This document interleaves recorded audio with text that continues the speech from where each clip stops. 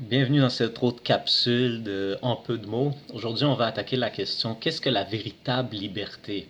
C'est une grosse question profonde. On va essayer de le résumer en peu de mots. Donc, ici, on vit au Canada, puis le préambule de la Charte des droits et libertés du Canada, qui fait partie de la Constitution du pays dans lequel on vit, il déclare qu'il est attendu que le Canada est fondé sur des principes qui reconnaissent la suprématie de Dieu et la primauté du droit. Donc le préambule, c'est ce qui établit la pierre angulaire, si on veut, sur laquelle la charte a été fondée, sur la Constitution a été fondée. Et c'est par cette pierre angulaire-là, par ce préambule, par laquelle on doit interpréter la loi et la charte et la constitution du pays. Et la charte garantit les libertés fondamentales suivantes qui ont été inspirées par le Dieu suprême de la Bible. Et ça nous parle de la liberté de conscience et de religion, la liberté de pensée, de croyance, d'opinion et d'expression, la liberté de la presse et des autres moyens de communication, la liberté de réunion pacifique et la liberté d'association. Mais aujourd'hui, on regarde la société, on regarde le monde dans lequel on vit. On voit comment avec toute la pandémie qui se passe présentement et comment les gouvernements sont en train de gouverner par des décrets inconstitutionnels où les droits et les libertés sont bafoués dans tous les pays du monde. Puis on se demande la question, on se pose la question, est-ce qu'on est véritablement libre? C'est quoi la véritable liberté dans ce monde? Et est-ce que c'est de faire absolument tout ce qui semble bon à nos propres yeux, comme font les gouvernements, les tyrans de ce monde, ou comme font le peuple qui n'a ni foi ni loi et qui vit n'importe comment, comme ça leur plaît? Ou est-ce qu'il y a une loi qui établit et préserve la liberté, la véritable liberté?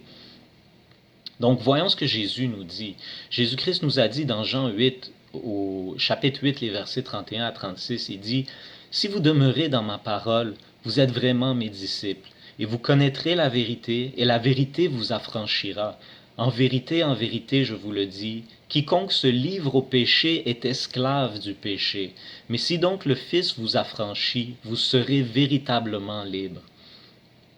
Donc on voit ici que Jésus nous montre que ceux qui vivent et qui pensent qu'ils peuvent vivre dans le péché et qui vivent dans toutes les œuvres de la chair, comme ça nous dit dans Galates au chapitre 5, les versets 19, ceux qui vivent dans l'impudicité, dans l'impureté, dans la dissolution, dans l'idolâtrie, dans la magie, dans les haines, dans les querelles, les jalousies, les animosités, les disputes, les divisions, les sectes, l'envie, l'ivrognerie, les excès de table et toutes les choses semblables. Ceux qui pensent être libres parce qu'ils vivent dans ces choses-là et qui font ce que bon leur semble, Jésus leur dit qu'ils sont esclaves du péché. Et et c'est ça qui tyrannise sur l'être humain. C'est le péché qui tyrannise l'humanité aujourd'hui. Mais voyons ce que l'apôtre Jacques nous dit au chapitre 1, au verset 25. Il dit, celui qui aura plongé les regards dans la loi parfaite, la loi de la liberté, et qui aura persévéré, n'étant pas un auditeur oublieux, mais se mettant à l'œuvre, celui-là sera heureux dans son activité. Donc l'apôtre Jacques nous montre ici qu'il existe une loi de la liberté. Et cette loi de la liberté, c'est la parole de Dieu. C'est la parole de Jésus. Parce qu'il est la vérité et la vie qui nous a franchis. Jésus a dit, je suis le chemin, la vérité et la vie. Donc il est cette vérité qui nous libère. Et lorsqu'on persévère à mettre en pratique sa parole et ses commandements et sa loi de liberté, c'est la parole de Dieu, ses commandements à Dieu, la loi de Dieu qui nous rend libres intérieurement et extérieurement. Et lorsqu'on la met en pratique, c'est là qu'on a la véritable liberté intérieure et extérieure. Et le fruit de cette liberté, le fruit de l'esprit, parce que la Bible nous dit que dans 2 Corinthiens au chapitre 3, le verset 17, ça dit, là où est l'esprit du Seigneur Dieu, là est la liberté, ou la véritable liberté. Donc le fruit de l'esprit de Dieu et de la loi de Dieu et de la liberté, c'est ce que dans Galates, l'apôtre Paul nous dit au chapitre 5, le verset 22, que le fruit de l'esprit ou de la liberté, c'est l'amour, la joie, la paix, la patience, la bonté, la bénignité, la fidélité, la douceur, la tempérance ou la maîtrise de soi. Ça, ce sont toutes les vertus, le fruit de la liberté que la liberté amène, qu'on peut expérimenter intérieurement, peu importe notre environnement extérieur. Et et lorsque ça habite en nous et qu'on met en pratique la loi de Dieu, on expérimente cette liberté intérieure et de l'intérieur, on peut transformer notre monde extérieur. Donc,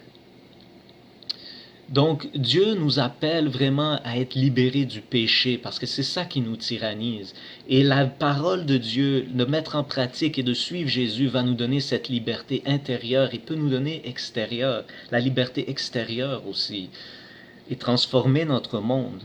Donc, la véritable liberté, en conclusion, selon Dieu, le Créateur, ce n'est pas d'être libre de faire tout ce que bon nous semble et de pécher, de transgresser ses lois et ses commandements. Au contraire, c'est de garder sa parole, de vivre et d'obéir à ses commandements et à mettre en pratique sa loi de liberté.